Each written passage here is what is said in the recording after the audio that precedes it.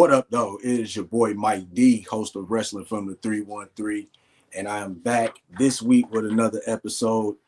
Before I introduce my guest, as always, this episode is brought to you by WSN. If you got Roku, Apple TV, Amazon Stick, Fire Stick, make sure you go on any of those platforms.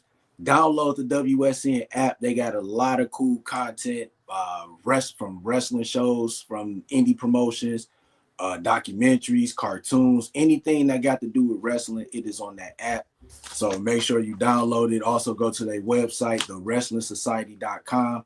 A lot of cool stuff on there. They got podcast room where you can see a lot of different podcasts. You even see mine, Wrestling from the 313. And just check them out. Shout out to the whole WSN fam. And also get your Wrestling from the 313 merchandise. Get this cool t-shirt like what I got right now. If you can see it, this NWO style Wrestling from the 313 shirt. Appreciate it.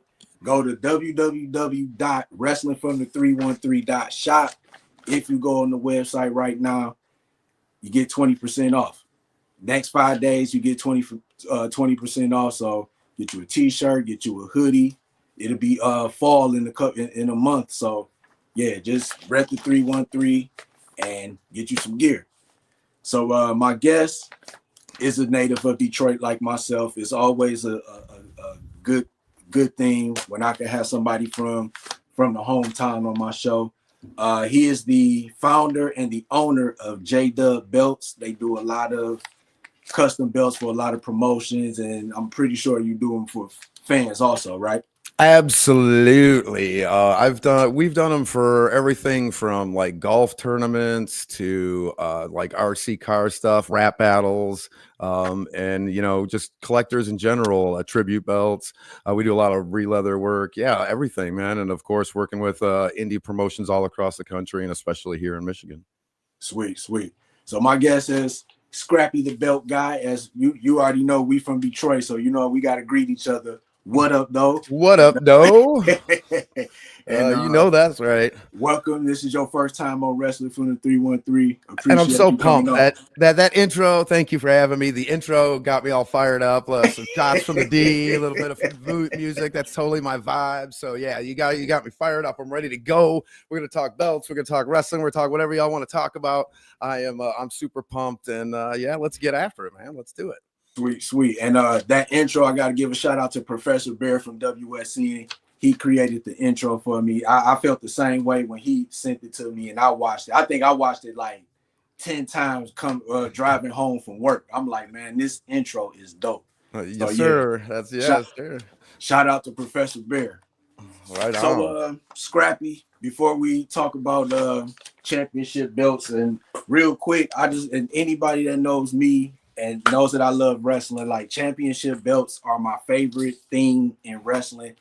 And when I was able to get my first replica, I had to get the NWO World Heavyweight Championship. This is probably like the greatest belt if you're able to have a replica belt, the big gold belt.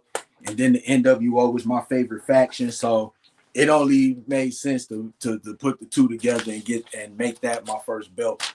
But what's so cool about those belts is they take you to a place, right? That's what's so cool about music and like your intro and stuff, right? Yeah. It takes you to a place, a certain place and a time. Yeah. And that's what that belt does. And the big gold is iconic. Oh yeah, definitely. So before you started the journey with custom belts and starting your company, let's just start from the beginning when you became a fan of pro wrestling. When was that, and like who were your favorites growing up? So I'm kind of an old dog, and when I was 10, my buddy's dad took us to WrestleMania 3 at the Silverdome. And so I got to see the iconic Hogan Andre slam from the nosebleed seats at the Silverdome. And And so it kind of started right around then, really. I mean, there was only a small gap for puberty where girls were more important than wrestling, that I actually got away from wrestling. And then, ironically, when I had kids and settled down, my old lady liked the Attitude Era, and we would watch wrestling when the kids were sleeping. So wrestling kind of never really, it faded a little bit, but was kind of part of my life really since I was a kid. So 38 years of fandom, probably, I guess, is what I would say. So that's a long time. My favorites will always be like Macho Man, but Jake the Snake is the dude. The promos he cut were like the opposite of everybody else, right? Everybody else yelled, screamed, and they were hyped, and he would bring that tone down and make you lean in. And then he'd leave that, like, those hairs stand up on the back of your neck with the way he delivered. And like, so Jake the Snake was always my guy. I always liked the heels. I'm a bad guy, I guess. I don't know what to say at heart, but I do. Jake was my guy growing up. So that whole macho Jake the Snake thing back in the day with the Elizabeth and the wedding and the snake on the arm and the whole, that was my jam. Like I was, that was my thing. So, and then I grew up, of course, in the Attitude Era, and I was lucky enough to meet Amy before, like after. Okay, so let me back up a second because I met Amy Dumas, who is Lita, formerly known as Lita, right? When she was a musician, because I was a musician. So it was kind of neat to see someone that I saw in ECW, right? Because she was Miss Congeniality or whatever in ECW. And to see her like rocking it out, and then boom, the WWE thing and all that stuff. So that's kind of my jam too, right? In that era where ECW melted into the Attitude Era before it got kind of watered down by WWE. So, and I love Lucha Libre. So I'm all over the map, and I love Japanese wrestling, and I've watched a lot of everything throughout my, like I said, 38 years or so of fandom. So, but if for what most people listen to and watch and keep up with over the history, that's it. That was my jam. Jake the Snake and Macho Man. Yeah, and that's when I started watching wrestling, right around the time you did. And yeah, Jake the Snake was one of my favorites. I think my favorite thing with him is just having the snake in the bag. Yes. So one of the things I would do, what I would imitate is I would like get my mom or my dad to buy me like one of those rubber snakes they used to sell at the grocery store. And I would put it in a plastic bag, and I would walk around like I was Jake the Snake. And yeah, just like that was a good time. That was a good time growing, like if you was a kid and just watching wrestling, like all the characters. And I can just remember eating the ice cream bars. An ice cream truck. Yeah, and absolutely. And they had Saturday morning cartoons, and you had the giant rubber guys and the rings and the toy. So the merchandising was like, it was just seemed like, and it's good now. I mean, look at all of us as adults fans still out here collecting figures, and we've got our belts and all the stuff we enjoy from wrestling. And once again, it just takes you back to that place in your life where things were simpler, right? Like, and they actually about to bring back the LJN figures. Oh, okay. They're supposed to be bringing them out within the next couple of months. So the detail on these figures, like I remember when McFarlane started doing figurines way back in the day, and they just were hyper detailed. And then when you started seeing all these other toy companies do that with like these pro wrestling characters and some of this other stuff, I mean, it's amazing. And some of the stuff that comes out, even from some of the AEW figures and all the other stuff. I mean, I've got some like Lucha Brothers figures from AEW and some stuff from like just off market from when they were in AAA that they're just neat, man. They're just really neat. So the detail in them are pretty cool. And we're all just big kids at heart, I guess, and can't get away from it. Definitely.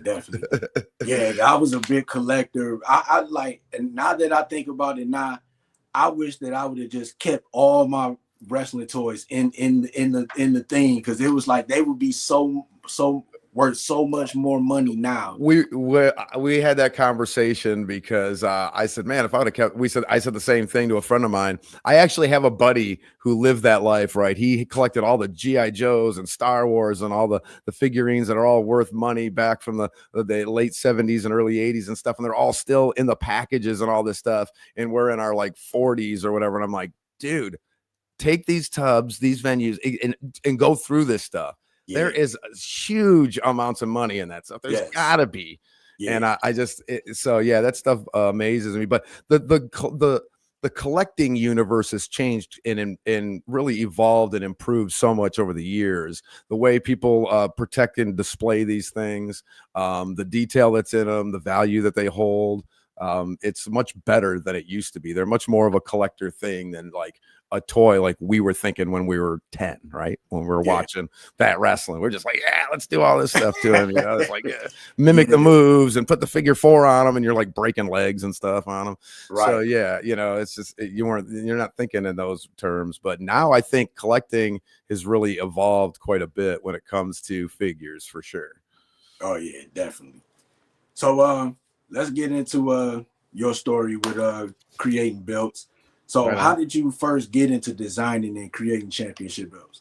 It's so crazy, man. Like so my background is actually like music and production and all this other stuff. I've got a 27-year career where I've been able to do a lot of fun stuff. And when my kids grew up and my music career kind of slowed down and I started just doing stuff for fun and on my own, I kind of had some downtime. I wasn't doing as much. I wasn't as active. My kids were through college, and so I was just trying to get some creative outlet. And so like I always loved championship belts. When I was a kid, we'd make them out of like cardboard and aluminum foil and shit. Like, Yeah. you know what I mean? Like we had fun with it, man. And Yeah. so I was like, man, I'd really like to try to make it. And there was so many like overseas makers, right, that made stuff. There was always these guys that make up these big ticket items and stuff like that. And it's like, man. And so when I started making them, there wasn't all these like Trophy Smack wasn't out and all these, Bandu Undisputed, belts. you know what I'm saying? They didn't have these like lower end, cheaper, more affordable options out there.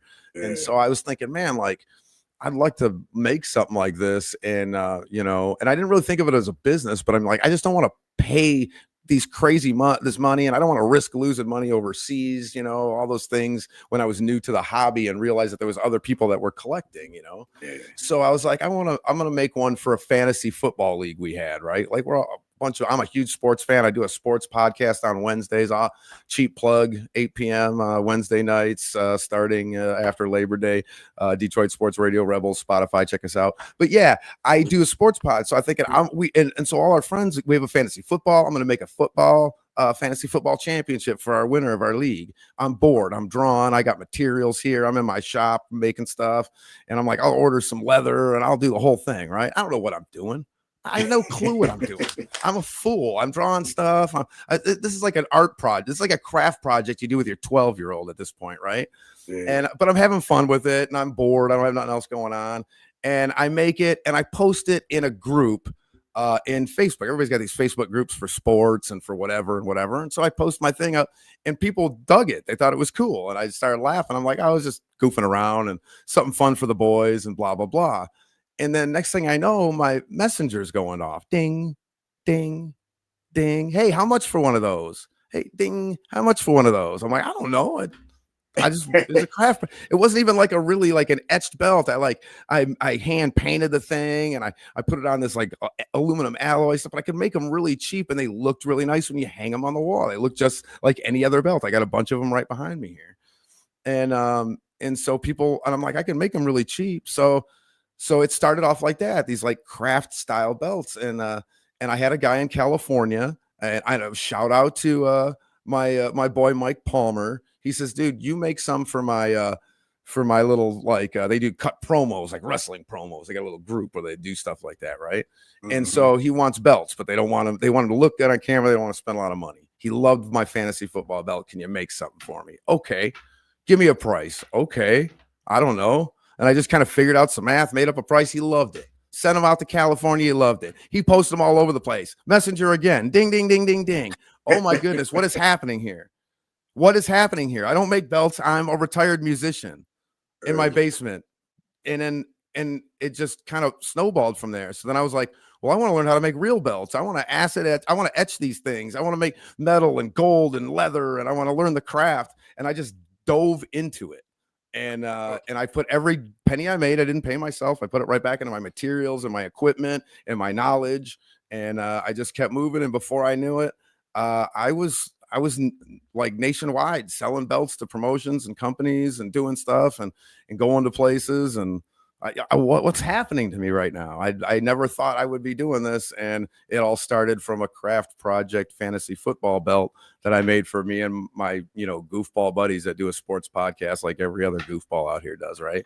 Like that's it. It wasn't, you know what I mean? Like it was not an intentional thing. And then I was like, man, I want to corner this market. Now I have a business, right? I want to corner this market of people that don't want to send money overseas and risk losing out, or spending huge money on something that's it's something that just makes them happy. They don't want to break the bank just to have a moment of happiness, right? Like I want to do that and be able to give it to, and then give them the personal access that you don't get from a big company that mass produces their belts like a WWE, or you don't get from an overseas maker who will ghost you because he doesn't have materials, or he's too busy, or he's buried, or he got lost, or gosh, who knows? Maybe his factory got bombed for all I know. That's the things that happen when you deal with all these other companies and other places, and there's not good communication. And so that's what happens in this industry. And anybody that's in the belt collecting community knows there's always a risk out there when you're dealing with anybody. But when you deal with somebody that you can see their face, you can have a communication. Like I'm out there in the public. Like if you can't find me, go to our YouTube channel and start commenting on my commentary on our wrestling and yell at me. Hey, where's my belt, dickhead? You know what I mean? Like I'm in the public. I can't run away. So those things are assuring to people. So it's like, yeah, I'm right here. I'm not going anywhere. And if I make a mistake or I get behind or something happens, I'll own it. We'll get out in front of it. We'll work it out. I'll make a good business decision for you and me. And that's how things work. We talked about it just before we went on air. Mike D, communication is everything. Yeah. And that's how I run everything. I try to be professional, but have fun and make people feel welcome and do things that they like, and get their creative process out too. Cause everybody's got an idea of what they want with their project. And I got to make that come to life. And that's what I like, that interaction, putting this stuff together. We're all like-minded, talking about the same fun stuff like we're going to do here with the rest of the show. And that's what it's all about for me. So that's kind of where I cornered the market for me. That's how I was able to get my foot in the door, was being able to do something for the common guys that don't want to risk anything, that are afraid of the dark, side of the collecting hobby, and where you send your money. And I try to alleviate those issues and fill those spaces within the hobby. And so things have gotten a little tougher recently with the way the economics are. Not to make things political, but it has affected business. And so things are a little bit different, but we work around it. And I still try to do the very same thing is in mind, try to make an affordable product for the best that we can, and give that interpersonal, experience when you're getting your product and spending your money with us. Yeah, definitely. So I know you said you started when you made your belts, you started it for a fantasy football league. Yeah, yep. So was like when you started making belts for promotions, was it a certain belt that made you say like, okay, I want to start making these now, when you started doing them for promotions? So I was definitely influenced by a lot of different championships out there. I think the belt that's out there and been out there, and that probably influenced most of my design and ideas when I think of belts for promotions, starts with it probably starts and ends, honestly, as much as I told you the big gold is iconic and I can recognize the dome globe and all those belts. It's the IWGP V3 before they changed it to the recent one.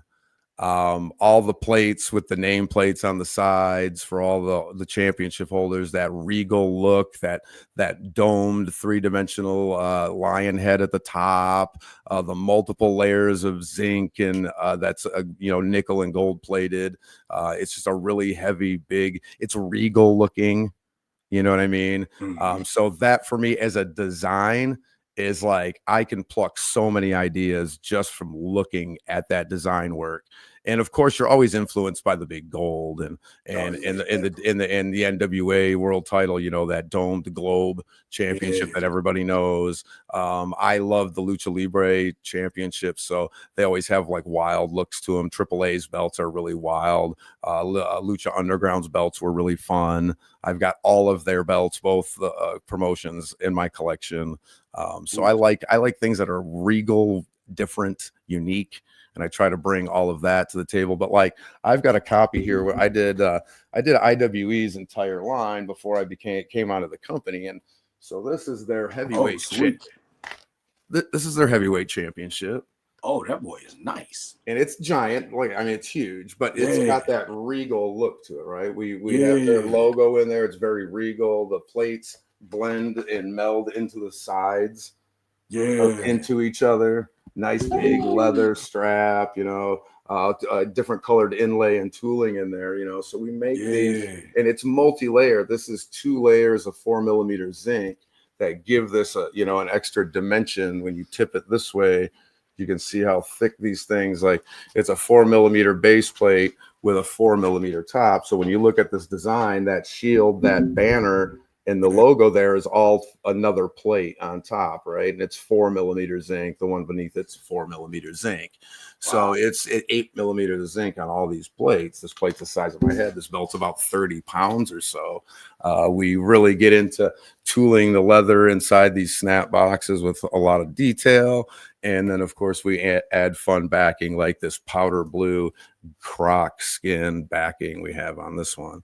So that's dope. what we want to do is when you are the world title, it stands out. This is the number one guy in the company. A lot of people are the mid card belt, the Gladiator Championship for this very same company that I made for them, is one of my best sellers, but it is not nearly as regal and as beautiful as this one. And that's kind of how you look at it. When you make a certain championship, I think of certain things. When I think of your main title for your championship, big, regal, beautiful, elegant, you know, all the trimmings, all the fun stuff.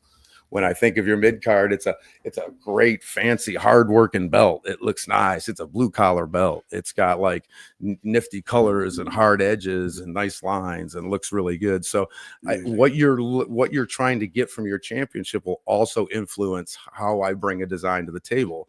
And I'll always ask you what you're looking for.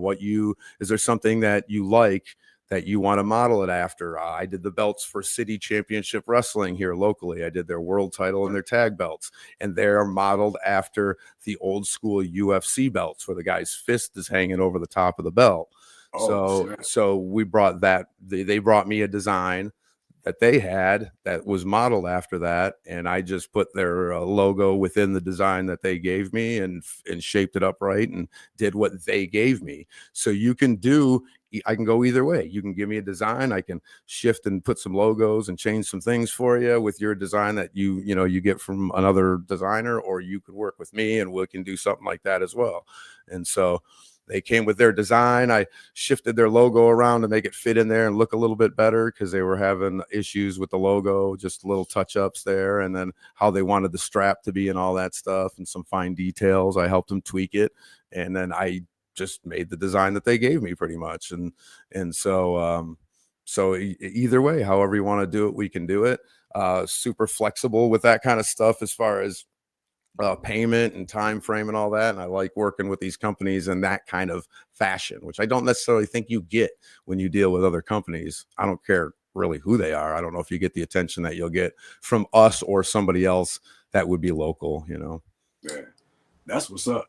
I would have to say some of my favorite belts growing up. I know you mentioned the big gold belt. Yep. The NWA belt is one of my favorites. That's a classic. I also like the old school NWA television championship, the one with the red strap and it was silver.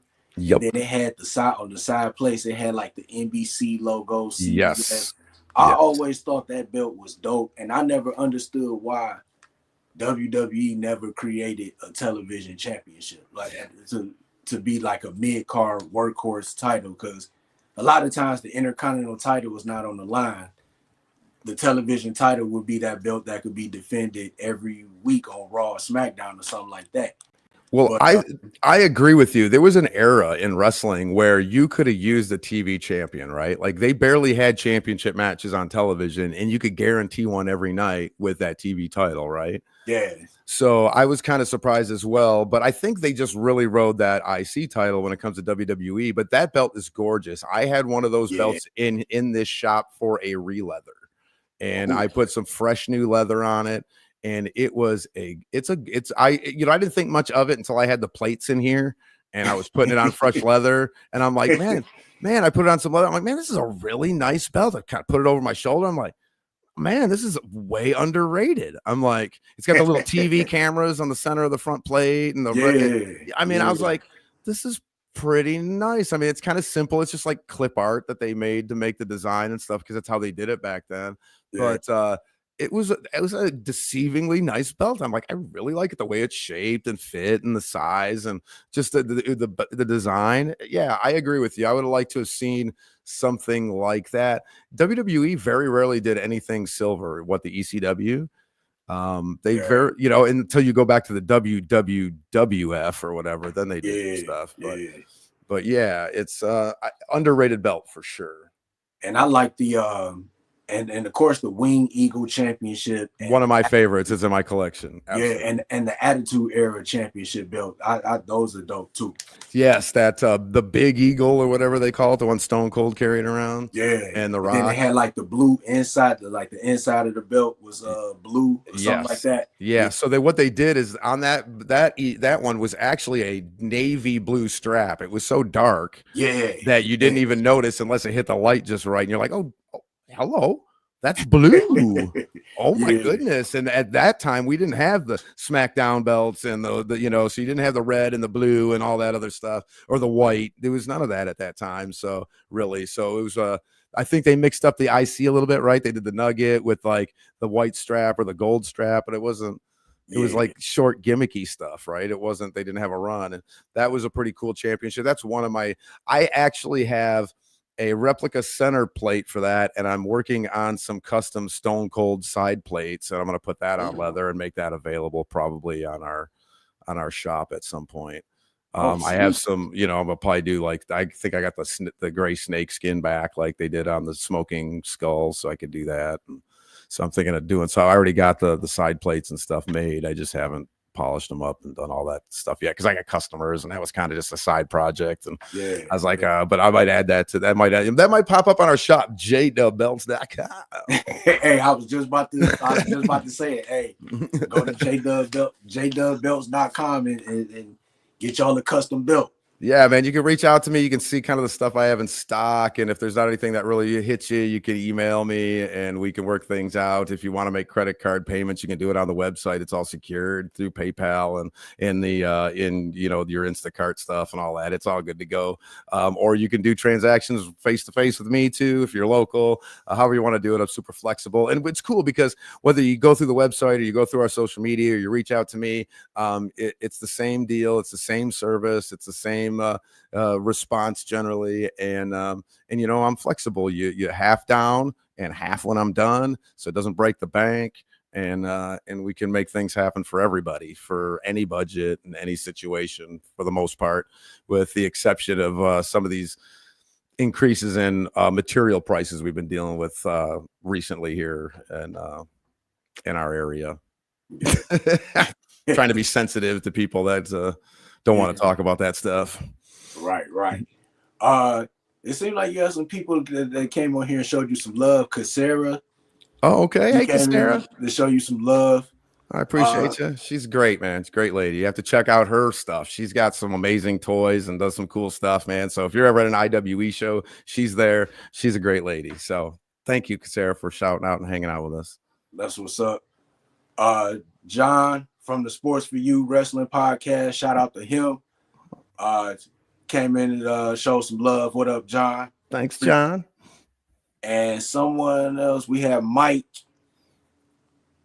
I think he's coming in. He's showing some love. All right, Mike. That's what's up. Nice to see you. Yes, sir. Appreciate it. Yeah, that's what's up. Everybody get in out, hang out with us. You got something you want to ask me, hit me up. I'll be glad to answer the best I can. I'm all for it. Hope I didn't just hijack your show. I just hijacked your show. What the hell am I doing? I'm Oh sorry. no, man, it's all good. Hey, so for people that don't know, what goes into the process of making a custom belt from start to finish? So I start with the raw materials. So my two major raw materials are either zinc or brass. I do use a brushed or a polished aluminum. So if you want that shiny like aluminum rim look and you want to save a few bucks, I can do that. But typically it's a zinc and a brass are my two base materials for the plates. And then of course I'll get like half cows at a time, and we use uh, you know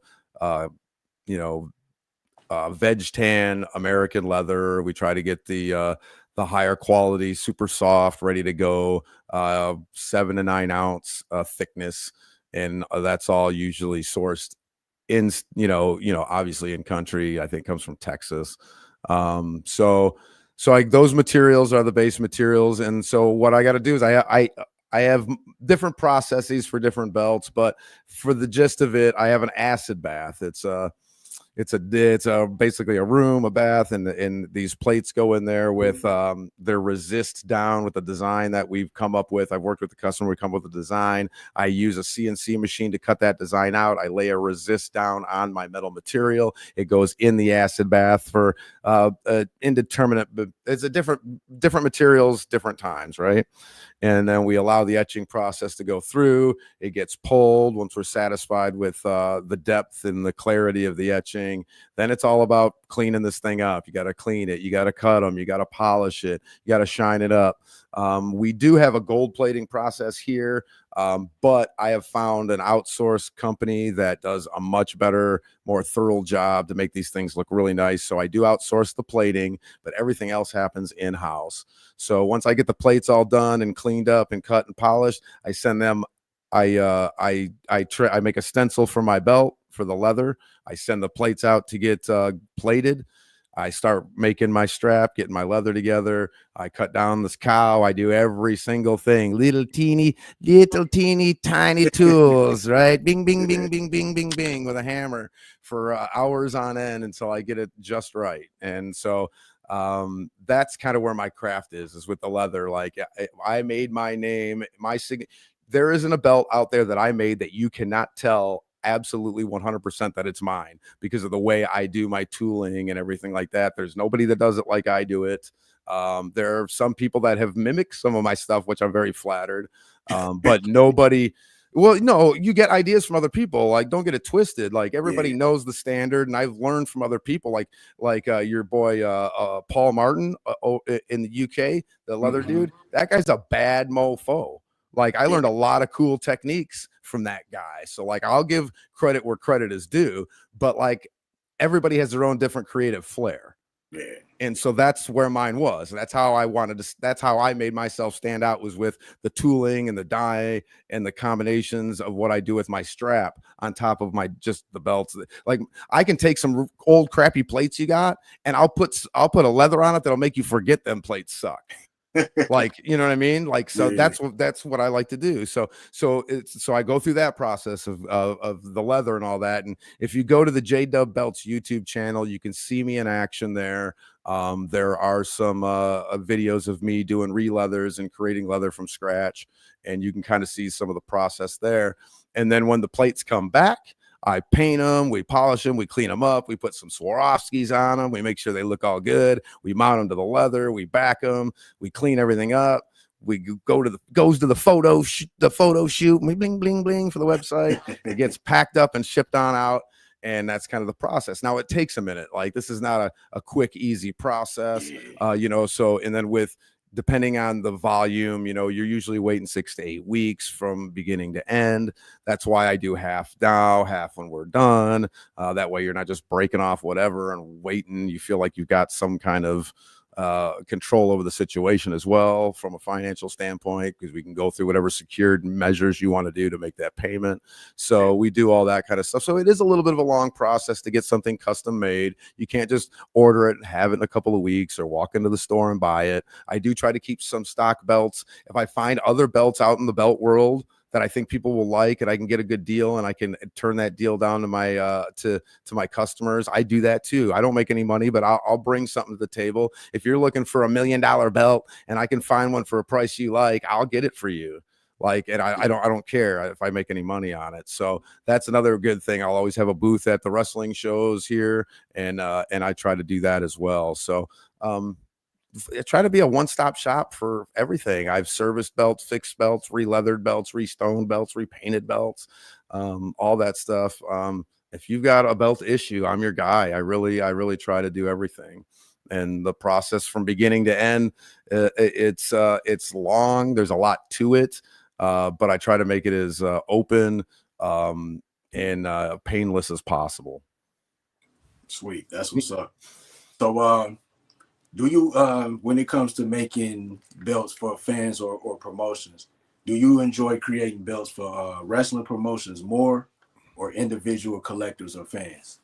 So it depends on the customer. Okay. Okay, like I love all my customers. I've made great friends with most of my customers, and even the pain in the butt customers have taught me so much. So the quote unquote pain in the butts, the ones that want, they want what they want. They're paying this money. Yeah. And so I could be like, I got to redo this. It's a pain in the butt, but we got to make them happy, right? So pain in the butt customers, I don't care. Nobody's a pain in the butt, right? They're paying their money, but it's about the interaction and the ideas. Like if they're allowing me to have a little creative control, those will always be the ones I like more. I'm like a tattoo artist. I have one shot to do it without messing up. And if you give me the opportunity to do something that I enjoy creating, it'll be so much better, right? Like if you go to a tattoo artist and he loves doing, goth, like skeletons and all this other skulls and all this stuff, and you ask him to do flowers, you're going to get a shitty flower, even if he's a good tattoo artist. Yeah. But if you go and say, I want these skulls and all this stuff, dude, and I want you to just do your thing and do your design, you are going to get the most bang for your buck in that fashion, because he's going to be having a good time doing what he's doing. So I kind of take that same approach from my perspective, right? Like if you're letting me do some fun stuff and we're vibing off the same feel and we're having a good communication and you're digging what I'm doing and I'm digging what you're saying and we're all picking up what we're laying down and all that stuff, those are always the ones. It doesn't matter if it's for a promotion. It doesn't matter if it's for a golf tournament. It doesn't matter if it's for a podcast. It doesn't matter what it's for. It doesn't matter if it's for cornhole. I've done it for so many different things. But being able to have that communication and that kind of free creative spirit, those will always be the best ones for me. So, what's the most unique or challenging belt you ever created? So I think unique and challenging are sometimes not in the same. So I've had some belts that weren't necessarily like overly unique, but just the process of getting there or obstacles in the way or just different things were challenging. My favorite belts, though, as far as unique, is I did some belts for a group of like war veterans, and they had like this group where they like bet on like they bet on like wrestling outcomes and stuff like that. And so they would watch Raw and SmackDown and they'd predict. And so like the whole fantasy movement was based on like predicting matches and stuff. Yeah. And so I made these things. They wanted them to look like they were forged by hand out of like steel. Right. They wanted to look kind of like a Viking made them or something back in the, like just real old, like they were just beat up and forged from just whatever. And I made these I used some brushed aluminum to make the plates, and I textured every inch of these plates. And we put all these designs on there that kind of represented like different sects of the military and different stuff like that. And it represented different things for, all these guys that were involved. And then I made a bunch of different ones for different whatever. And then he had me make a kid size one for one of the kids that wanted something that was similar, but it had nothing to do with what they were doing. So I made a whole set. And like the little kid one was the challenging one, because it was like pyramids stacked on top of stuff. And it was really tiny and all these really crazy cuts and wild design. and it was the craziest looking thing I've ever seen. Almost didn't look like a real belt. And and so that one was really challenging, but the other ones were like and it was unique, but the other ones I think were just as unique and were super fun to do, and they just had wild textures, and they had this forged metal look, and we put them on this like kind of rough ish looking leather and used it, and that was just fun. I just never seen a belt that looked like it was forged, like, from fire and steel and all that stuff back in the whatever, like a blacksmith made it or something. And I just thought those were cool and kind of unique, because most belts are shiny and regal and all this other stuff. And these things were like, it looked like a blacksmith smashed them out in the 1800s or something. So, how do you think the championship belt scene has changed over the years? Great improvements, like monster improvements, like the materials available, the techniques available, the evolution in 10 years has been more than I ever thought I would see, because you had a big evolution from like those trophy style championships back in the 50s and 60s, and then you started getting into the 70s and 80s, and you had a certain style, and then the 90s became kind of an era where belts kind of just were big round gold shaped kind of things, right? You had your exceptions like the TV title, the one of the and things like that, but they all kind of had a general feel to them. But the quality and how they make these belts now, like from when I had my first one in my collection when I was younger to the way they make them now, I mean, just look at the WWE shop belts from back in the day to now. Like the figures belts that they made back in the 90s, compared to what they make now. Like, yeah, you want those ones from back in the day because they're collector's items, but the new ones, like the quality of these belts are just so much better. The CNC machines that they have out there that are available, all the different things that you can do, they've really stepped up their game. It started with the spinner belt, right? The creativity off the charts, like just being able to do all these different things. And I just can't, it's only going to get better. They're going to be able to 3D print these things out of metal. They already have the technology. So that's going to be the next thing. Like I heard, I don't know if that's true or not, but they used a similar technology to make the ring used US title that they have now. That's why that eagle is so pronounced. Yeah, that eagle was dope. Yeah. So they're gonna, I think that from what I understand, they use some of that technology to make that the original TV version of that belt. So if they're going to implement that technology in the next 10, 15 years for every belt, I mean, you're going to be able to make anything you're a little hard could imagine at such a high detail, and hopefully for an affordable rate. So, I mean, I might put me right out of business, man. I'm gonna have to buy some giant machines just to keep up with these cats, because the technology and the ability of these guys, it's really improved. And that's what keeps me on my toes. That's why I got to be good at what I do, because these cats are getting better and better and better and more evolved every day. Yeah. I would say that's funny that you mentioned the Cena spinner belt. I would say like one of the dopest belts that was ever made, that was a custom belt in like WWF, was the $1 Million Championship. Like like that would have been the perfect belt, like around the time when rappers was talking about bling bling and all that other stuff. Absolutely. How is that not a rap battle belt in every rap battle in the history of rap battles, right? Like, why don't you just get $1 million belt and that's the prize at the end of every rap battle in the history of every rap battle, right? It just should be. Yeah. So it feels like it fits. Yeah.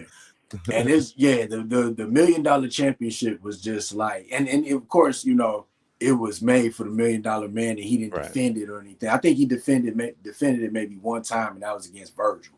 But it was just a cool belt, because at the time, the $1 Million Man was all about money. He was, the $1 Million Man, and then he wasn't winning the world title. I don't even think he was an Intercontinental champion. I don't think so. Yeah. I mean, DiBiase has been around and did a lot of stuff before WWE, but when he became the $1 Million Man, the Vince McMahon gimmick, that if Vince McMahon was a wrestler, that was his gimmick, and he gave it to Ted DiBiase. Yeah. That's why they shot all that stuff that he did was all at Vince's house, at his pool and shit. Yeah. All those vignettes back in the day, the $1 Million Man. I have a replica of that belt in my collection as well. just because of that. It's just like this blingy, loud, like shiny, like it's like the watch you want to buy, right? You look at that watch, oh, look at that Cartier.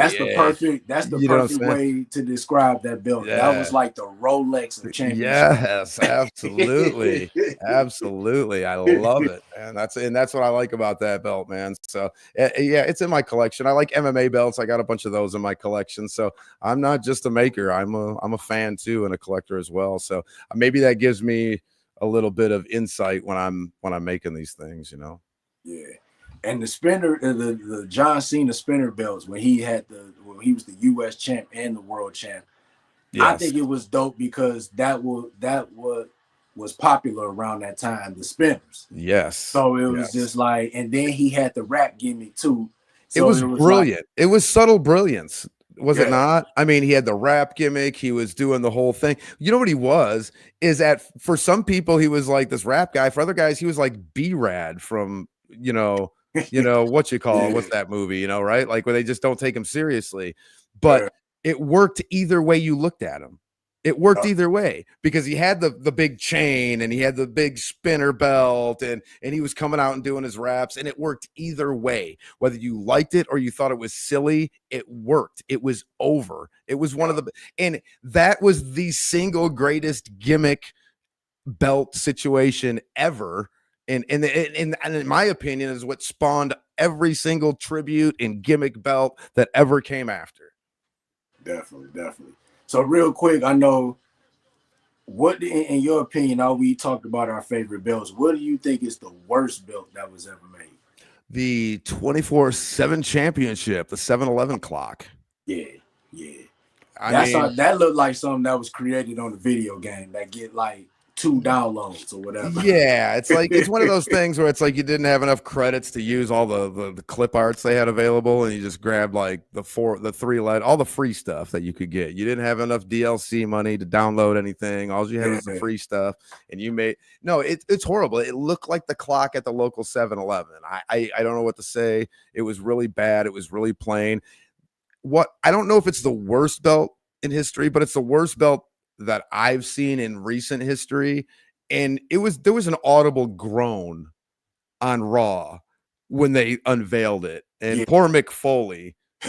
I mean, no one should be groaning and booing Mick Foley, right? Yeah. And they're like, yeah, Mick Foley. And he's like, and here's the belt. And they went, Jesus, what the hell is that? Like the whole building deflated and went, ugh.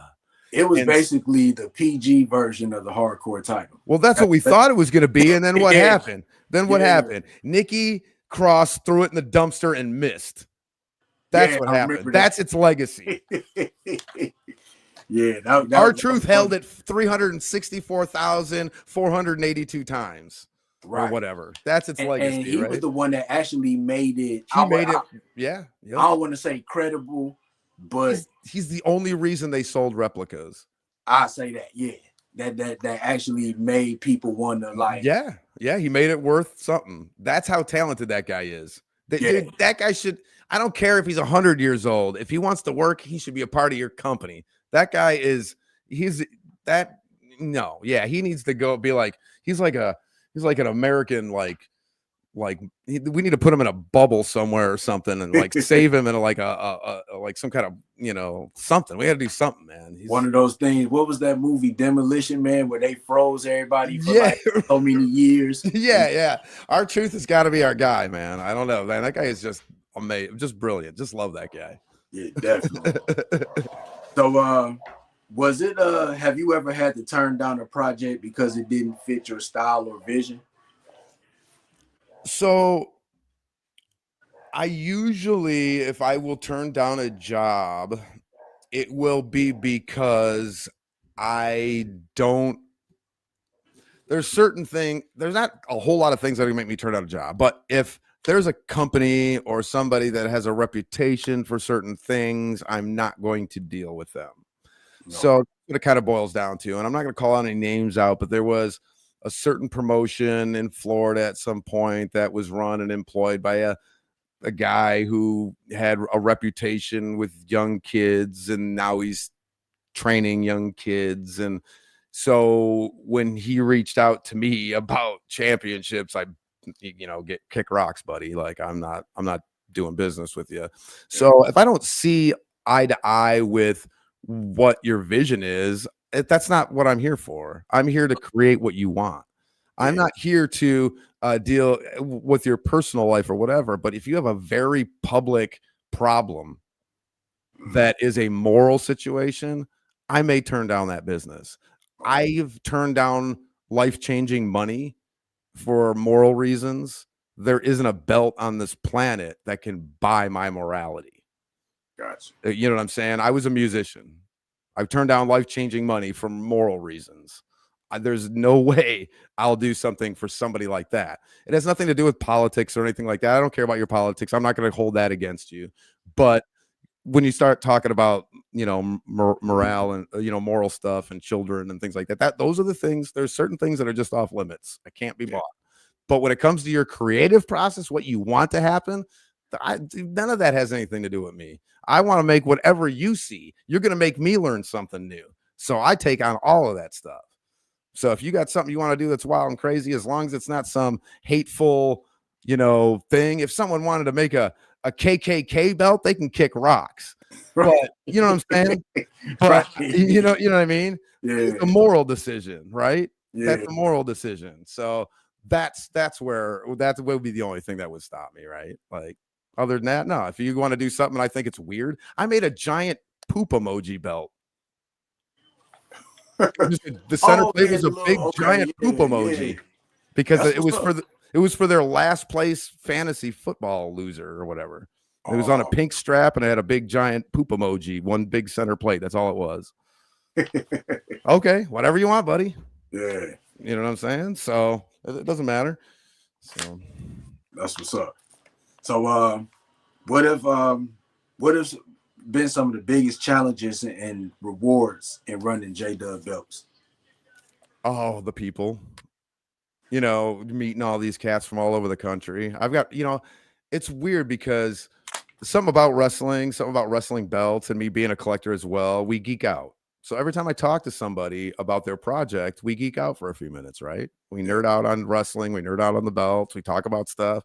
And then before I know it, my messenger's dinging up. Oh, I know it's not done. I just saw this. I thought you'd think it was cool. I'm like, oh yeah, that's cool. Now we're developing a rapport. I have a big shout out to Michael Palmer, my very first customer, the guy that kind of kicked this whole thing off.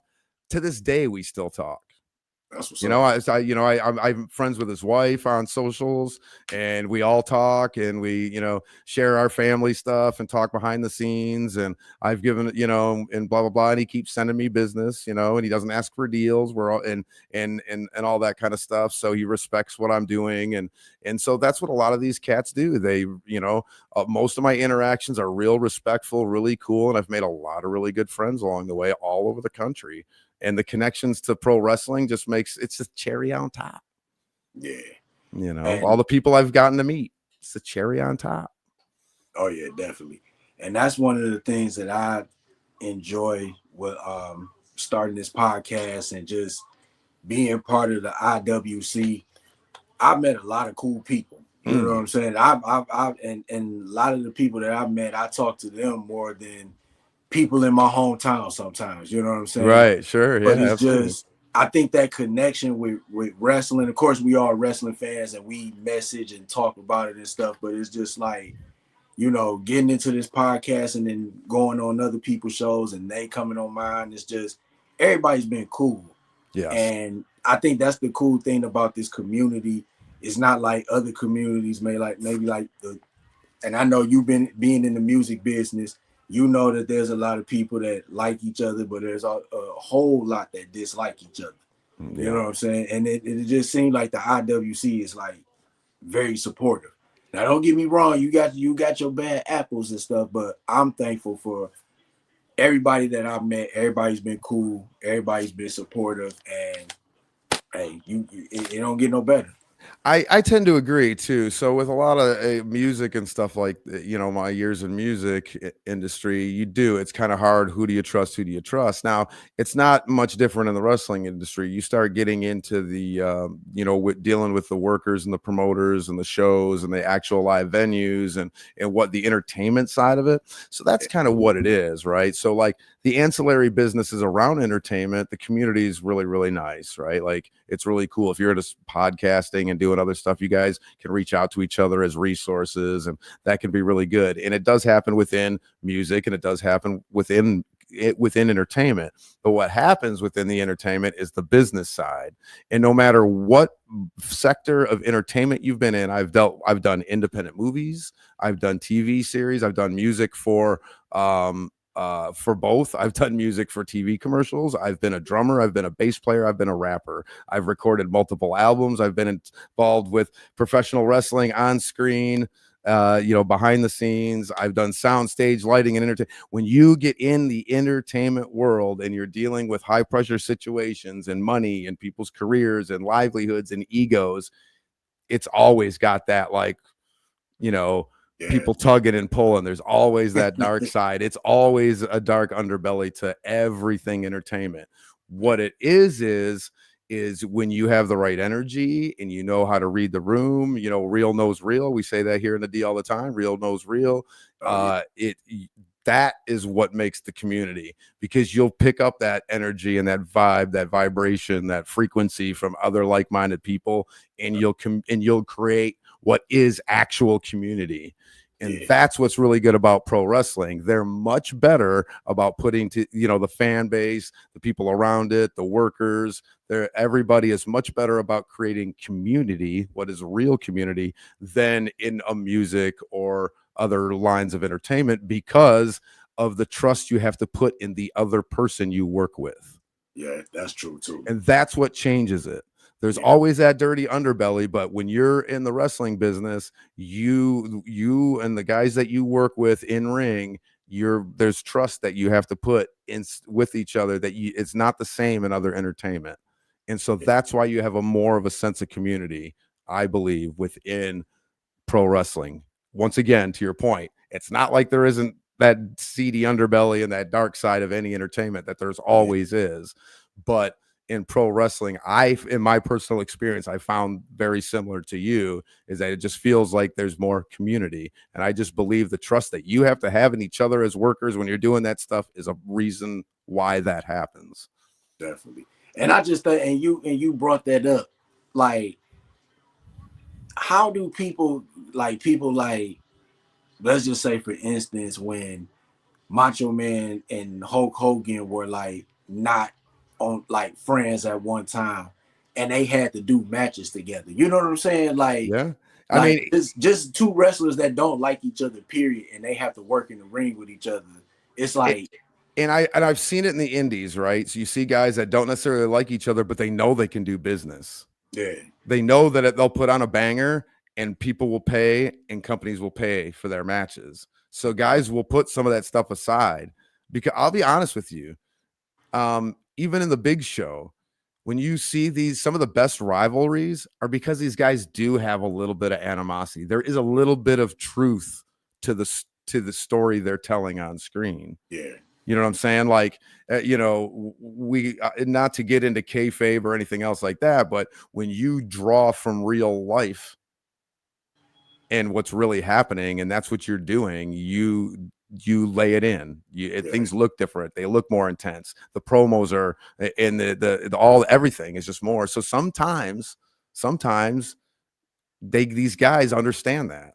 I don't know how they do it. Like, I don't know if I have the mental maturity and the professionality. I guess I would, because I'm in the business as a worker and I'm out here, and I've got to put my life in someone's hands when we're having these matches and doing this stuff. And you're out here in this kind of industry. I get that you need to have some kind of rapport and stuff like that and be professional. But I could see where things could potentially be tough to do that, but friends fight friends. I was in the MMA world for a long time, and friends go out there and knock each other's block off, and then shake and hug and go out to dinner afterwards. Yeah. So if they can do that, then wrestlers that don't like each other can go out there and be professionals too. Yeah, and it's funny, like that, and two prime examples. I had to think about, like, what wrestlers don't like each other. Bret Hart and Shawn Michaels came right to my head, because I knew them two even before the Montreal screw job. Them two did not like each other. Nope. Now that you look back, when you see the documentaries, you could definitely see that those two didn't like each other. Like, Well, and that's where I'm drawing my entertain. You know, I've seen it in the Indies, but that's where I'm drawing from. When you yeah, look at the Montreal screw job and you look at everything that led into that, yeah, they always had animosity, but Brett knew damn well they could make money.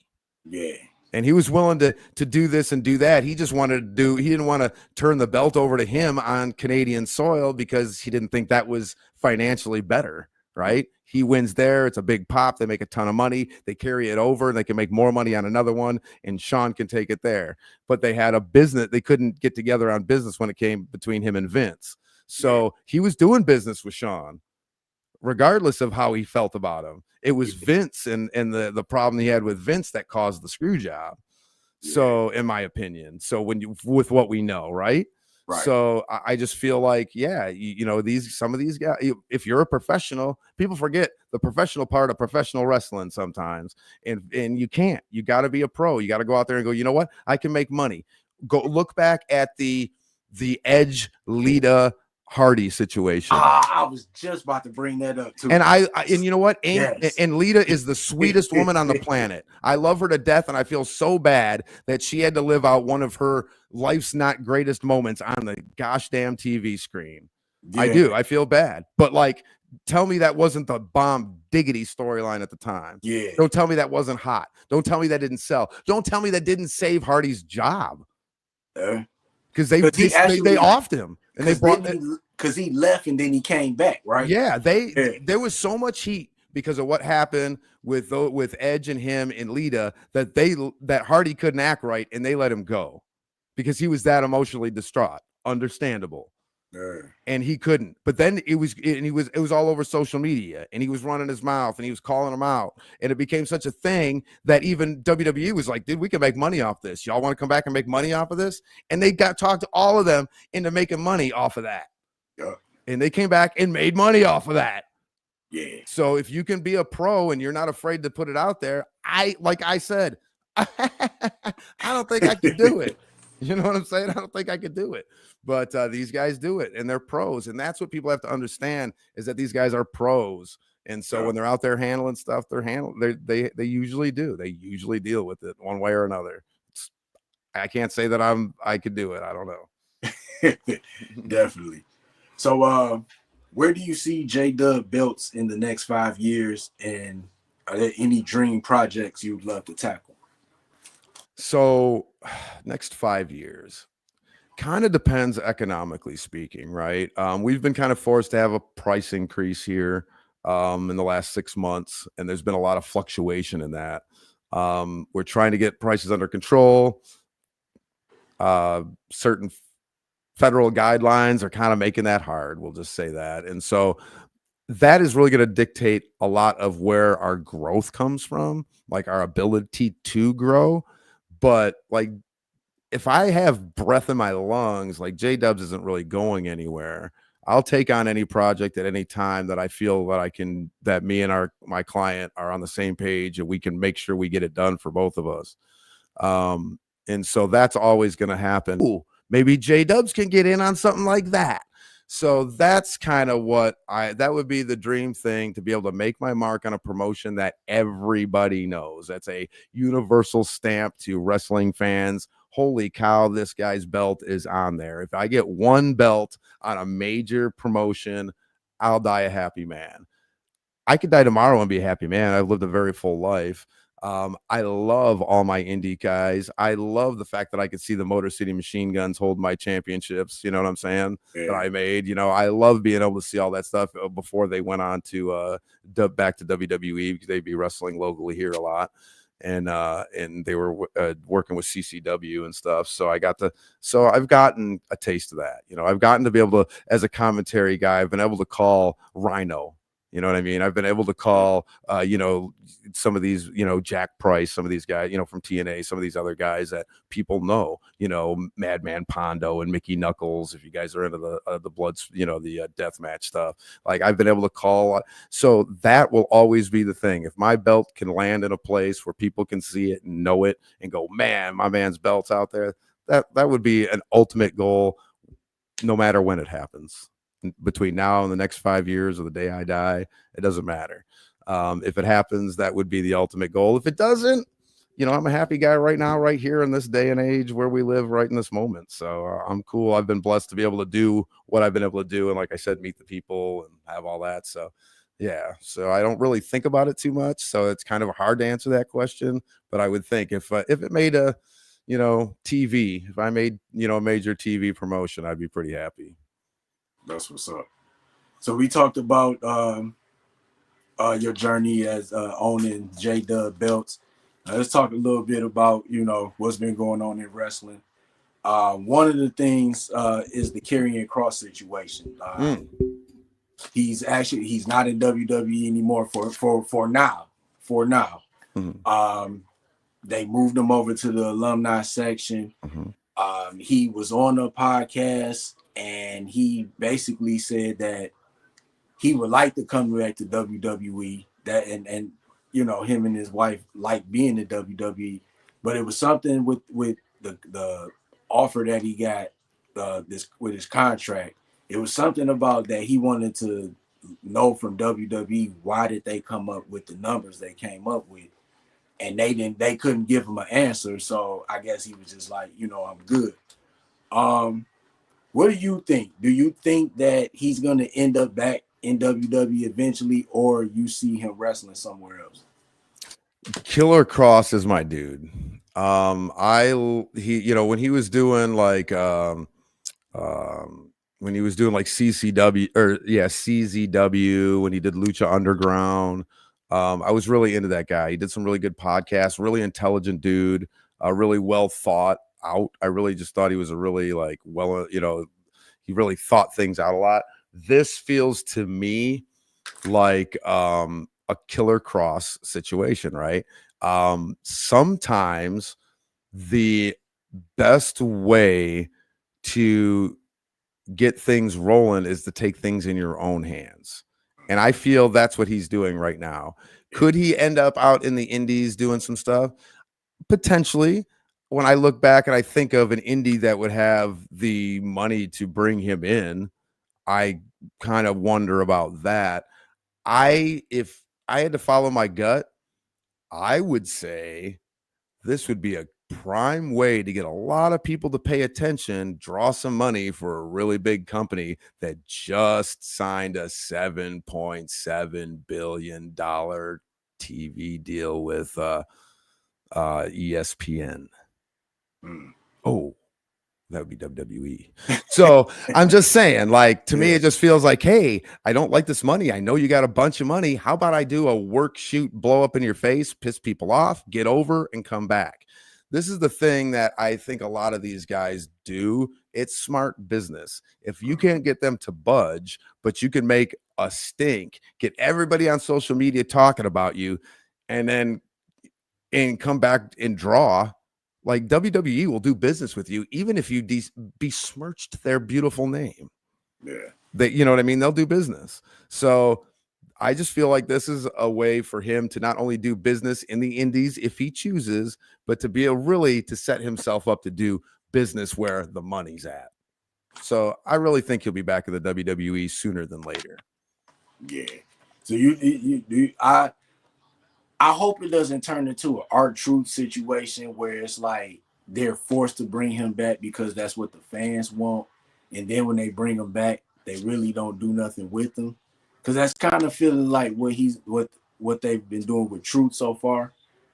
So I don't know, man. I tend to agree I know that's what they do with Truth. This is what, as an outsider and what I know about just kind of the business, which is very minimal. Let's be real. I've been working in the indies for 6 years. It's not a big deal, but I work on the production side. I'm in creative meetings. I kind of understand what goes on. And I've seen a trend with WWE over my whole life watching. If you get over and the fans like you outside of the WWE and you get popular on your own and you go to the WWE, they no likey that. They like you to come in. They like to sell your merch. They like to own your name. They like to take that money, and then they like to bury you. They did it to Zack Ryder. Yeah. Zack Ryder was as over as anybody was over. Now Cardona, over is anybody is over. It doesn't matter who he is. He's over as anybody is over, and they don't ever bring him in. And if they do nothing with him. So I just really feel WWE's philosophy is yeah, we'll show you. Come on over here. You got over? No, they want to get you over under their circumstances with their characters and their trademarks and their, you know what I mean? Yeah. That's what WWE wants. They want the intellectual property. Yeah. And so if you break their ability to make the money, they own R-Truth's name and all the merch and all that stuff. So they brought him back. They'll make some money off the merch and they'll bury him because you got over and you didn't get over the way we wanted you to get over. I think they'll do the same thing with Cross. He'll get his money because he got over with the fans, because he'll go out there and he'll cause a bunch of stuff. He'll shoot on the WWE and say all this stuff and do whatever. The fans will get behind him. He'll do a couple indie shows. There'll be talks he's going to AEW, and then bam, he'll show up at WWE for a big dollar amount, and bam, he'll have like some S&M mask on and doing some dumb crap again like he did before. You know, to make him look like a dollar store demolition member. Right. You know, so you know, that's my belief in how WWE works stuff. That I don't have any insider information, obviously, but that's just the way I feel from what I've seen. So, but it kind of makes sense because look at what they did to Sting. Absolutely, man. I was so mad. Like how you, first of all, and everything that you said make perfect sense because when they bring anybody in from another promotion, they bury them. Yeah. The only one that they okay, this is what I'm gonna say. The only one that they lifted besides Eddie Guerrero was Booker T, and look at the racist shit they put him through. Yeah, that's true. Let's be real. That angle with Triple H, and that was uncomfortable to watch. Yeah. Let's be real. Like, I don't want to ruffle any feathers, but that was uncomfortable to watch. You know, you're going to entertain me, boy. Yeah. Like, people like you. What? Come on, man. What are we doing here? What? This is on TV? Like, so look what they put Booker through. And other than Eddie, who did they put over? That's true. Maybe Benoit? Rey Mysterio. Yeah. So, that's true. But I mean, so there's very few. And Rey Mysterio is undeniable. He's worldwide. You'd be foolish not to put Rey Mysterio over. He's worldwide. And another prime example, I would say the way Vince McMahon did a lot of the NXT stars that got called up, they were big in NXT. They had their own chants. People was singing to their music. And then it's like when they get hit, they got moved up. It was like changed that momentum everything. Just fizzled out. Well, he would change their whole gimmick and their whole thing. He'd change everything. This has always been that way. Before NXT was ever around, go ahead and go into the Jim Cornette archives when he talks about OVW, when he had Brock Lesnar and John Cena and Batista and all those guys down there. Like they had Batista doing a great gimmick, and they brought him in as that like preacher dude with the box around his neck or whatever the heck he had. You know, it was stupid. It was stupid. They did all kinds of stuff it didn't make any sense. You know, they did the ruthless aggression with John Cena. They take every gimmick and destroy it. Kane was an OVW forever, and they brought him back and they made him Yankum. Yeah, Isaac Yankum. Isaac Yankum. Thank you. I mean, like Vince McMahon takes everybody and goes, what do you do good? Okay, we're going to do something totally different. And so NXT was just the most glaring because everybody loved Triple H's creative at that time because WWE was just Vince McMahon's wet dream for 12 years. Yeah. And people were just like, man, this NXT stuff is great. You know, meanwhile, if you're watching Ring of Honor, all them cats came from there. Yeah. And so you were already getting those matches in Ring of Honor. Yeah, that's true. And another common denominator on that line, Jim Cornette. Yeah, Jim Cornette was running Ring of Honor when you know, your boy you know, the Undisputed Era guys were all there. Adam Cole and all them guys. Kyle O'Reilly. Yes, even Seth when he was Seth Rollins when he was Tyler Black. Yeah, Cornette was there with all them guys. Yeah. And Ring of Honor had a pretty, like, I wasn't up on them because I don't think it came on here in Michigan, like that. Ring of Honor. I don't It think it was came on it came out. It was on WADL out of Mount Clemens or something like that on some weird ass time. Yeah, it was like really hard two to in the find. morning or something Yeah, like that. yep, Yeah, yeah. yep. So, but I do like remember like reading the stories and stuff on the internet, and I know Daniel Bryan was there, Yep. Samoa Samoa Joe, Joe. Yep. CM Punk. Yep. It was a lot of Sami Zayn, Sami Kevin Zayn, Owens. Kevin Owens. Yup. I mean, let's be honest. The Triple H's version of NXT was Ring of Honor. Yeah. It was half of that stuff was Ring of Honor. Yup. And I was just about to say that too. Yeah. and so that's why it was so popular. And Ring of Honor was one of my favorite promotions until Tony Khan AEW'd it. Man, and we talk about that all the time. We talked about that on previous episodes, and I told them AEW needs to take a page out of WWE's book, and it needs to be a roster split, a AEW roster and a Ring of Honor roster. They need to do more with Ring of Honor, and I thought that's what that was the plan. Collision should be Ring of Honor, right? Like, or That's whatever. I was You know saying. what I mean? That's Yeah. the same thing I was saying, because it's like, what's the point for a Saturday show for real like that? Like you could have put Ring of Honor on Fridays when they had Rampage. Yep. You could have put it on right after SmackDown, but Ring of Honor definitely needs that exposure, and I hope eventually somewhere down the line they get a TV deal. Yeah, I'd like to see them on TV as well, even if they got just regional TV, you know, like kind of the way they had it before. So at least you have more access to it. Yeah, the biggest problem is that, you know, you have this watered down scenario where you have it's the same thing that happened when Vince McMahon took on WCW and ECW. It's like you got all these new characters and all these new possibilities and all these new storylines and so many guys and so much roster and so much TV time. Like they couldn't keep up with it all. It just got watered down. Yeah. You know what I mean? They just couldn't creatively come up with enough stuff to make it all interesting. And so that's going to be the biggest problem with the AEW and the Ring of Honor product, because look, as bad as the Vince McMahon era creative was for a long time, Tony Khan's doing the same thing. You know, he's playing out these ideas in his mind and what he remembers when he was a kid and how he likes wrestling, and he's not really thinking about like long term how all this stuff's going to play out. He's allowing too much creative freedom from too many people, which makes things clash. Yeah. There's got to be some kind of common line where everything falls in place. They can have all the creative that they want as long as it falls into this timeline and this framework that we're trying to do, but they don't seem to have a framework. And so everything's kind of all over the place and bombastic.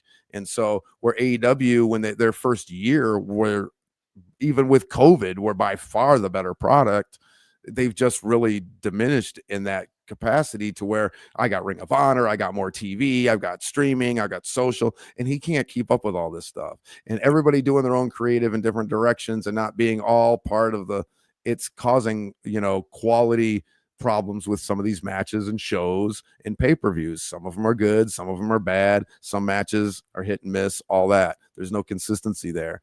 Gosh dang, Timeless Tony Storm is the most consistent, entertaining thing they've got going right now, in my opinion. That's true. Yeah. And that shouldn't be nothing against the women. The women should be spotlighted, but your world title storyline should always be the top. You know, and they just never really been able to get it, even with Moxley and all these guys, these darlings that they had from the indies that were so good and gave us all these great matches over the years. We got them all together with a big budget, a big show, and we put them on TV, and we had a great first year. And then what the hell just happened? Yeah. And so, and in my opinion, you start having a drop off, and the ratings will show it.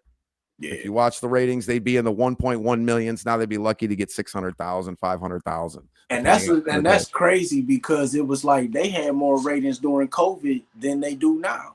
And absolutely. And they ratings have dropped like big time. Yeah, it's just falling through the floor. And I just think people are, look, I can go and watch indie wrestling and get that bombastic kind of uncontrolled wrestling fix. I like it. I enjoy it. But I can go and watch indie for that. I can watch GCW for that. I can watch MLW. I can shoot. MLW is better than AEW right now. Go watch MLW for once, guys. Go check that place out. They're doing Lucha Underground Light over there. They got a lot of the players over there. They got a lot of good guys. Shoot, half the bloodline that's come to WWE recently has been filtered through there. Yeah, Your boy Riddle's over there.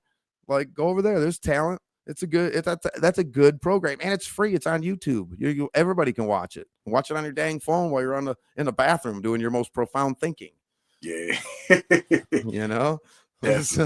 So yeah, I mean, there's a lot of options out there. I implore everybody to just dive into everything and find what you like. That's the cool thing about wrestling. There is something for everybody. Right. And if you want to get into it, WWE and AEW are going to price all of us out of the building soon. Yeah, because it's messed up next year. Starting with WrestleMania, all the PLEs are going to be moving to ESPN, and the new app is supposed to cost $30. What do you think about that move? So so what I know about the business end of it is that TKO is a profitable business, but they were losing money off both UFC and WWE based on what they would draw in and what they would pay out. They weren't really making money. So now they've changed this model. They get the Netflix deal. They do all this. This is how entertainment and all this stuff works now. And you've seen it with pro sports. The only advertising value available right now is live anything. We all stream, we all DVR, nobody watches ads. They pay for premium so they don't have to watch ads. Whatever they have to do, nobody watches advertising if they can avoid it. Everybody avoids it at all costs. And it's so much easier to avoid now with the way we intake television or our entertainment in general. So the advertising dollar, the bang for your buck, is in anything live. Nobody wants to watch something that was live after everybody else has already seen it. Everybody watches it. You don't DVR the football game, shut your brain off and your phone off and your everything else, and hope you don't hear the score of your favorite football game and then watch it 3 days later. You don't. You watch it when it's live. And so the advertising dollar is in the live event. That's what they're selling. They're selling the advertising dollar. They don't care about the fan base. They care about the advertising dollar. That's why they went to Netflix for that huge dollar amount, because they think, okay, we can put this money in our coffers. We can pay this. We can pay that. We're profitable now. We're making money. We were losing money before. Now we're making money. It's great. So it's a good short-term business decision for WWE, for TKO. It infuses money in instantly, and the only way you can really generate a lot of revenue. This is the problem. In order to do that, you're going to a platform where there's less eyes on your product. So how much advertising value do you have when there are technically less and harder to get eyes on this product? So ultimately, in a long term, that's going to have a negative effect on two people. Once the fans are going to get used to the fact that they don't see the product, if they can't afford to pay for it, they get used to not watching it. We're creatures of habit. I'm used to having it, I'll watch it. But if it costs me too much money, I can get just as used to not watching it. That's true. So you have to be very careful. And so I think what will happen is the fans will struggle a little bit, but the companies will be so profitable that they'll never stop what they're doing. The average cost to take a family of 4 to an NFL game is unattainable by the average middle-class American. Let's be real. Think about it.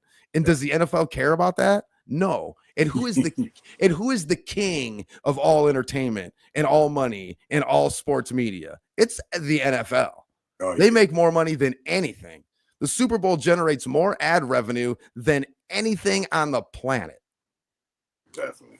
And so and that's a model. You can't get in there. It's for the rich folks.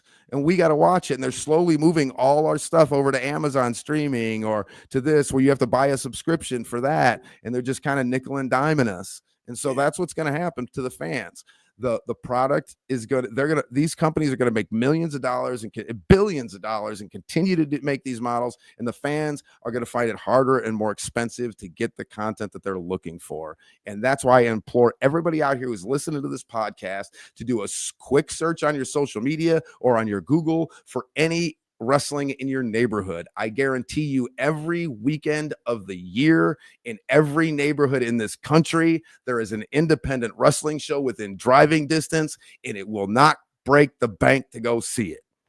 Do it. You will see all the guys that you used to love. You will see cats that will be on NXT in the next couple of years. You will see all of them cats. You'll see unknowns. You'll see characters that you never thought were even possible. You will have fun. You can start with iwegladiators.com and you can come to our shows. There's so many of them around here. There is not a single day that in a single weekend that doesn't have a wrestling show. I'm just telling you, they're everywhere. It is more popular than ever.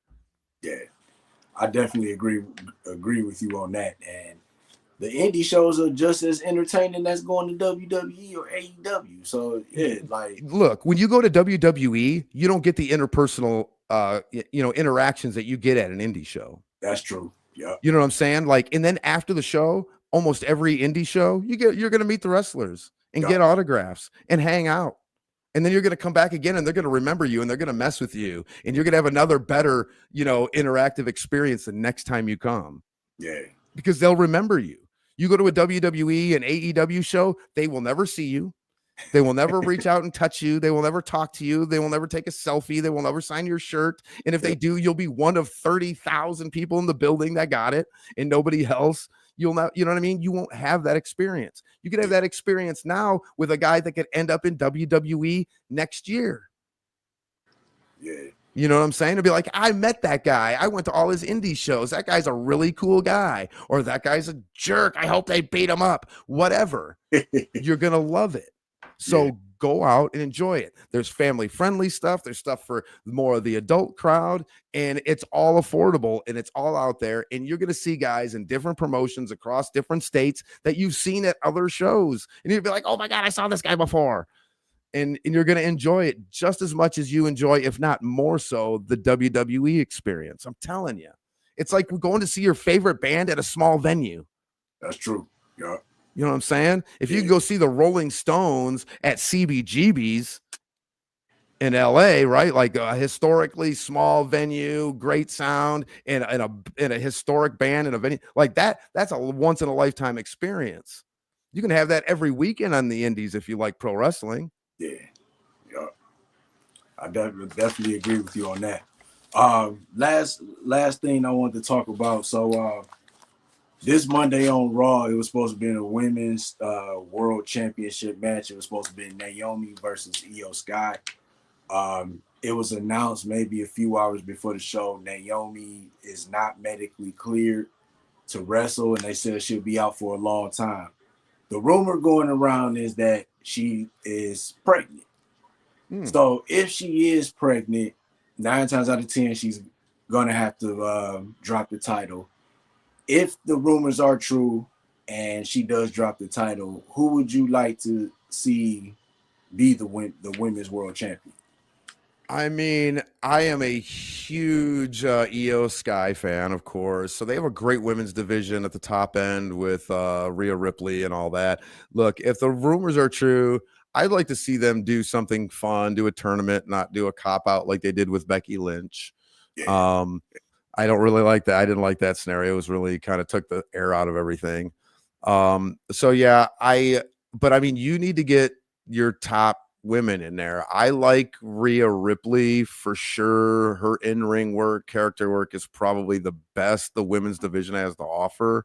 Like I said, I personally have a little thing for Io Sky. I loved her some of her independent days, like watching her against Penta in Lucha Underground was amazing.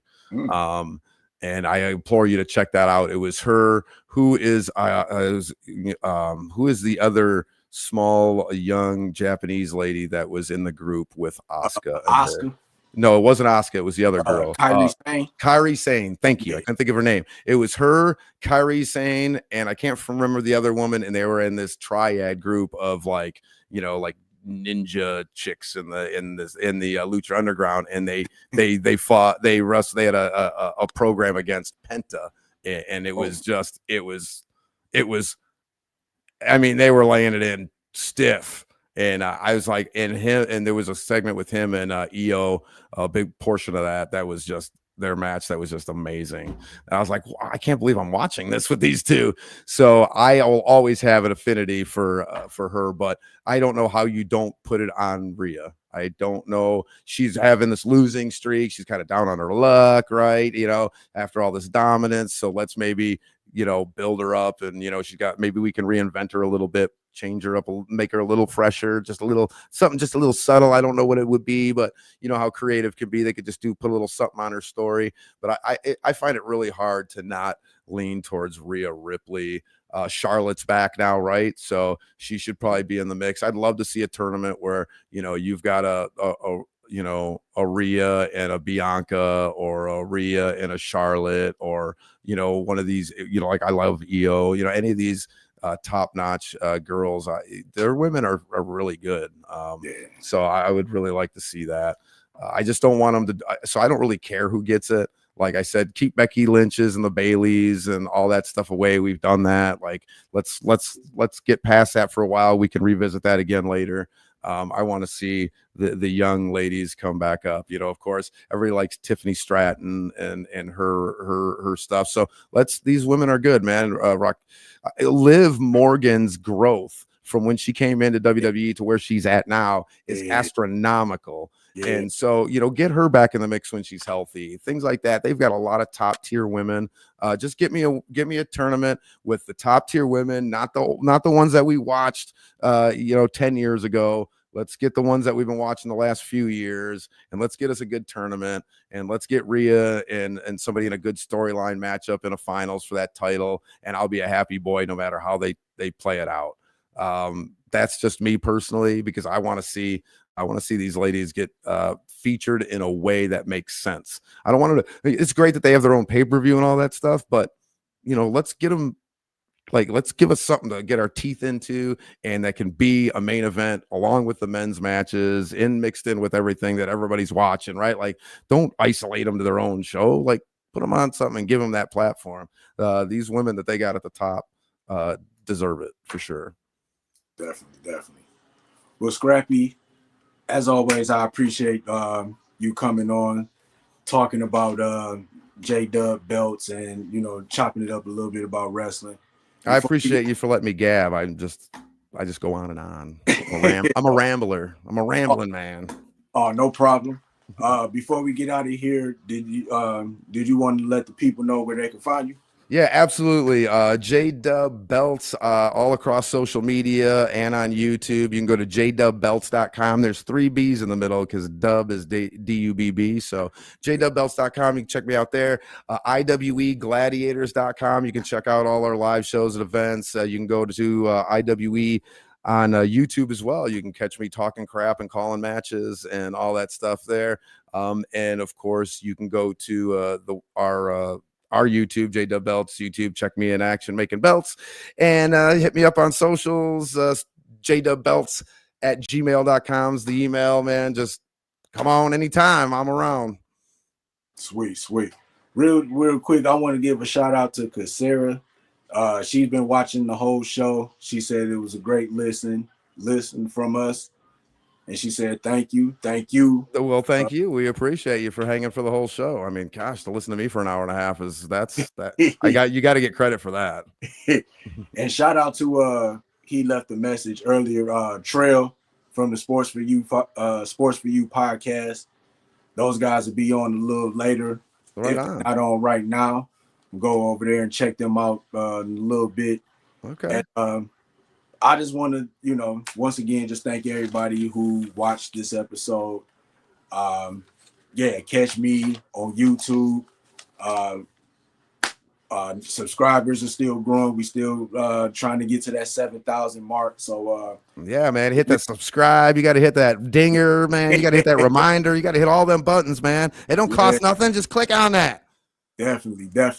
And check out Wrestling from the 313 on Facebook, TikTok, Instagram, Twitter /X. And just keep supporting the 313.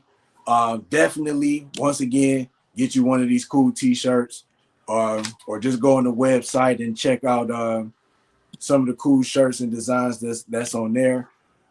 We got support independent wrestling t-shirts, support women's wrestling t-shirts, support sports podcaster t-shirts, and Oh man, I gotta get all one of each.